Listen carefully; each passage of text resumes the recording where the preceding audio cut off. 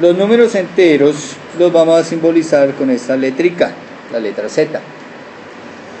Y los vamos a construir como el conjunto formado por el 0, que va a estar en el centro, y es el número neutro. Los positivos, ¿cuáles positivos? Todos los números enteros positivos hasta infinito. Recuerde que la palabra entero quiere decir completo, o sea, todos los números que me muestran cantidades o que los puedo asociar con cantidades completas. Y también vamos a tener los negativos. Esos negativos también van a ir hasta menos infinito, que es el número más grande negativo. Este conjunto de todos estos números son los números enteros, es un conjunto infinito. Con los números enteros hacemos operaciones. Entonces la primera operación que vamos a hacer es la suma de enteros. La reglita para sumar números enteros es muy sencilla. Se presentan dos casos. Caso A: cuando los números enteros a sumar tienen igual signo. Entonces la regla es muy básica. Si yo tengo que sumar dos enteros con igual signo, por ejemplo 3 y 107, esos son dos números enteros. El 3 es un número entero, el 107 es un número entero. Supongamos que los tengo que sumar. Entonces lo que tengo que hacer, o ya lo sabemos hacer hasta por instinto, simplemente 107 más 3 pues nos da 110. Pero la reglita me dice, sobre todo se aplica para cuando los enteros que voy a sumar son negativos. Me dice, saque el valor absoluto de las cantidades, sume los valores absolutos de esas cantidades y deje el signo que traían inicialmente las cantidades. Ejemplo, si yo tengo menos 150, este es un número entero. Tengo otro número entero, menos 200. Los quiero sumar esos dos enteros. Quiero sumar menos 150 con menos 200. Quiero hacer la suma de ellos. Entonces la reglita me dice, tome el valor absoluto de las cantidades. Recordemos lo que es el valor absoluto de una cantidad.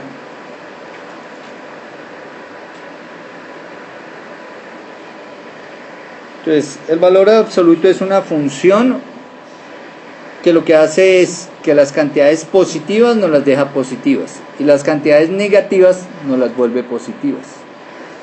Es decir, es la cosa más positiva que hay. Si usted tiene 10, el valor absoluto de 10 es 10. ¿Por qué? Porque el 10 es una cantidad positiva, entonces él me la deja tal como está. Si es positiva, me la deja positiva.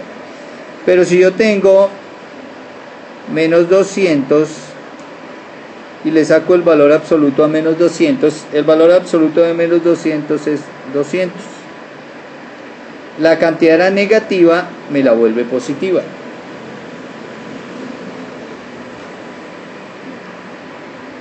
Basándonos en eso, entonces el valor absoluto de menos 150 es 150. El valor absoluto de menos 200 es 200.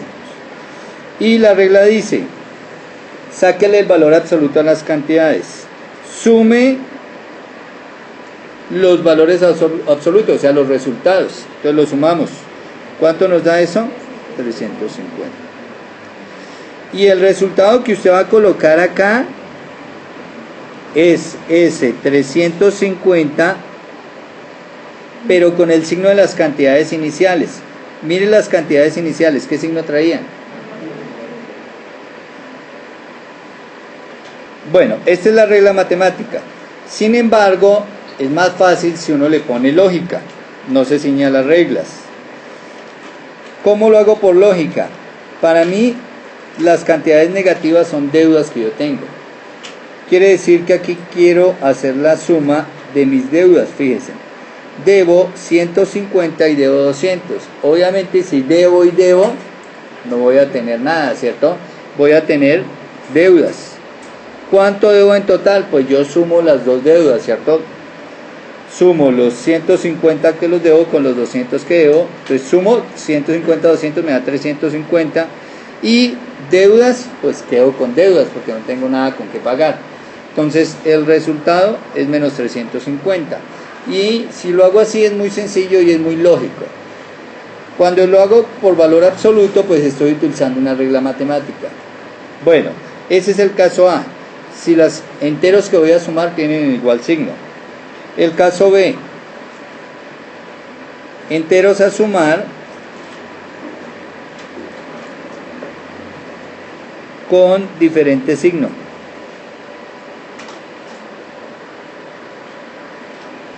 Supongamos que yo tengo esos dos números enteros, menos 520 y 800, son números enteros. Fíjense que son de diferentes signos. Si yo lo que quiero es hacer la suma, necesito sumar el menos 520 con el 800, necesito sumar esos dos números enteros. Entonces la regla me dice, saque el valor absoluto de las cantidades. ¿Cuánto es el valor absoluto de menos 520? 520. ¿Cuánto es el valor absoluto de 800? 800. Ya saqué valores absolutos. Ahora, cojo la cantidad de mayor valor absoluto. ¿Cuál es la cantidad de mayor valor absoluto? 800. Y a esta cantidad le quito la de menor valor absoluto. O sea, 520. Le quito el de resto, ¿cierto? Bueno, esa diferencia me da 280. Este va a ser el resultado, pero lo colocamos aquí, 280 es el resultado de esos dos. Pero ahora miro los signos. ¿Cuál de las dos cantidades tiene mayor valor absoluto? 800. Entonces al resultado le dejo el signo de la que tiene mayor valor absoluto, o sea, positivo. La cantidad de mayor valor absoluto fue el 800, es positiva, quiere decir que el resultado lo voy a dejar positivo. Bueno, esta es una manera. La manera lógica. La manera lógica, pues, recuerden, una cantidad negativa es que debo. Una cantidad positiva es que tengo. Si debo 520 y tengo 800, obviamente tengo más de lo que debo, ¿cierto? Entonces voy a restar. A 800, que es lo que tengo, le quito los 520, me queda 280. Obviamente me va a quedar positivo, porque después de pagar me va a sobrar plata, ¿cierto?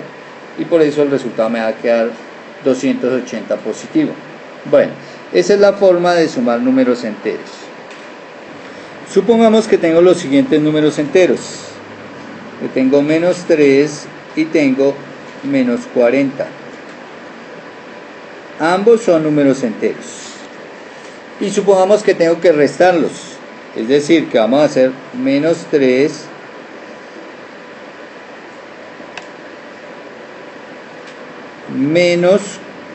menos 40. Bueno, ¿cómo es la regla para hacer la resta de números enteros?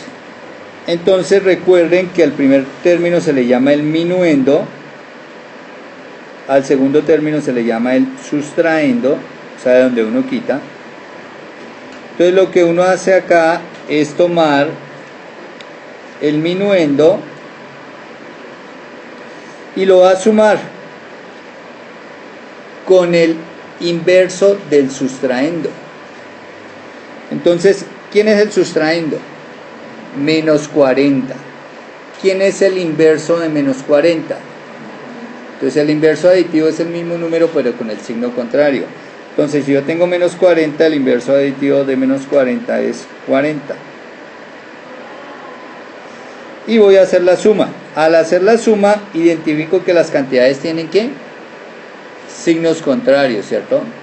Entonces, ¿qué hacemos? Se restan, se toma la de mayor valor absoluto, saco el valor absoluto, 40. El valor absoluto de la otra, 3. Tomo la de mayor valor absoluto, le resto la de menor valor absoluto y esto me da 37. Y el resultado, este 37 lo dejo con el signo de ¿quién? De la de mayor valor absoluto, o sea, con la de 40, positivo. Luego, el resultado de esta resta es 37. Ese es el método matemático, como me dice la regla matemática. ¿Listo?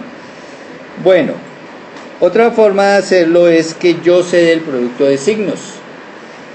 Y entonces, si aquí hago el producto de signos, tendría que esto es menos 3 más 40. Que equivale a lo de abajo. Fíjense que equivale a esto que hicimos acá. Menos 3 más 40. Entonces nosotros dijimos que menos 3 más 40, eso era igual. Además, si lo hago así y le pongo la lógica es que más es que tengo 40 millones. Menos es que debo 3 millones. Voy, pago mi deuda. Y después de pagar mi deuda, pues sencillo, quedé con 37 millones. Y ya esa es la respuesta.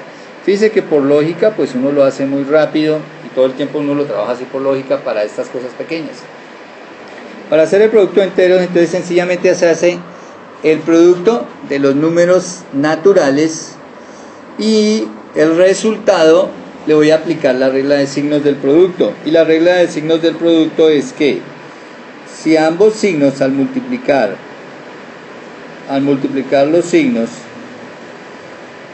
ambos signos son iguales, entonces el resultado positivo. Quiere decir, menos por menos, más. Y más por más, más. Signos iguales, resultado positivo. En multiplicación, ¿no? Y obviamente, signos contrarios será menos más. Al momento de multiplicar me dará negativo.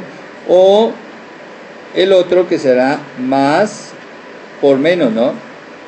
Más por menos, el resultado negativo. Signos contrarios negativos, signos iguales positivos.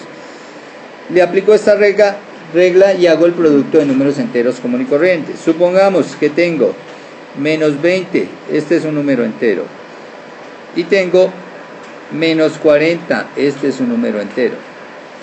Y que tengo que hacer el producto de menos 20 por menos 40. Entonces multiplico los dos números naturales, el 20 y el 40. 20 por 40 me da 800. Y como ambos números enteros tienen el mismo signo, el resultado es positivo. Pero recuerden que como el resultado es positivo, no hay necesidad de escribir el signo allá. Otro ejemplo. Si tenemos menos 1200, este es un número entero. Y tenemos 5, este es un número entero. Y tengo que hacer el producto de menos 1200 por 5. O sea, tengo que multiplicar los dos números enteros. Entonces multiplico la parte de los naturales, o sea, 1200 por 5. Eso nos da 6000. Y miramos los signos de las cantidades que estoy multiplicando. Una es negativa y la otra es positiva. Son signos contrarios. O sea que el resultado es negativo. Entonces el resultado del producto es menos 6000. Bueno, recordemos acá que los números enteros, el producto de números enteros cumple ciertas propiedades, ¿no? En especial la conmutativa. Quiere decir que voy a obtener el mismo resultado si hago 5 por menos 1200. Incluido en la conmutativa con el producto de signos, ¿no? Porque fíjese que me queda, arriba tenía menos por más, abajo me queda más por menos, sigue siendo negativo el resultado. Bueno, la división de enteros es una operación que no siempre se puede hacer. Ahí depende de los números enteros que yo quiera dividir. Por ejemplo, si yo tengo menos 400, este es un número entero, y tengo otro número entero como menos 20, esos dos números enteros es posible dividirlos. Es posible hacer la división menos 400 dividido en menos 20. Y para ello, sencillamente hago la división de naturales. O puedo colocar la división, bueno, hacemos la división 400 dividido en 20. Esto nos va a dar, entonces puedo cancelar este 0 con este 0 y sencillamente nos va a dar 20, ¿cierto? ¿Y qué hago con los signos? Entonces, para la división de números enteros, la regla de signos es la misma que para la multiplicación de enteros. Recuerden, signos iguales, en la división, signos iguales, positivo, o sea, más dividido más me da más, menos dividido menos me da más. Signos contrarios en la división, negativo. En este caso, los signos son iguales, ¿cierto? Luego el resultado me da positivo. Pero fíjense que no siempre es posible hacer la división en los enteros, porque si yo pretendo dividir 20 dividido 400, el resultado ya no es un número entero. Porque esto es lo mismo que escribir 20 dividido 400, cancelo acá y me da un veinteavo. Y un veinteavo ya no es un número entero, es la veinteava parte de la unidad. Bueno, entonces ¿qué vamos a tener en cuenta acá? Que la división de números enteros no cumple con la propiedad clausurativa. Ojo.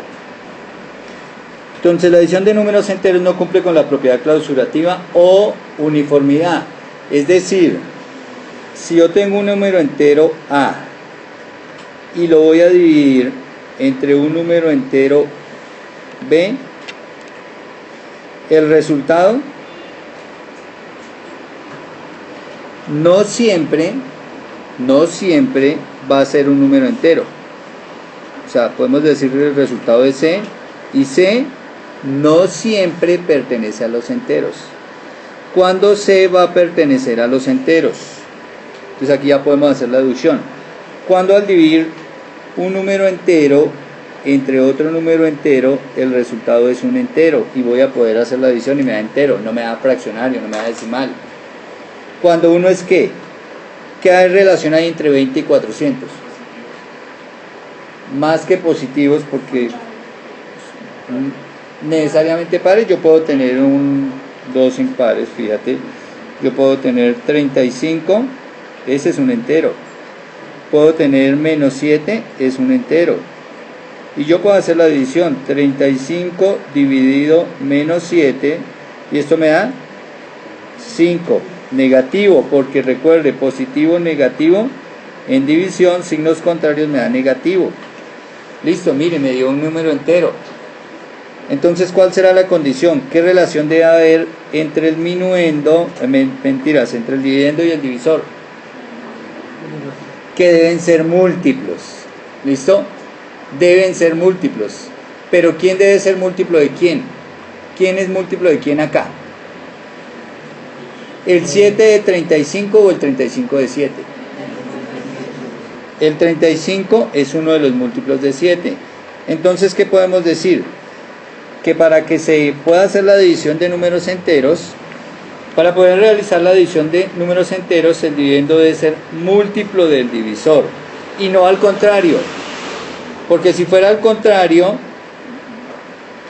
sería como tratar de dividir 7 dividido 35, y fíjense que 7 dividido 35, el resultado, pues se puede hacer la división, pero el resultado no es un número entero. Entonces, para poder hacer la división, siempre el dividendo debe ser múltiplo del divisor.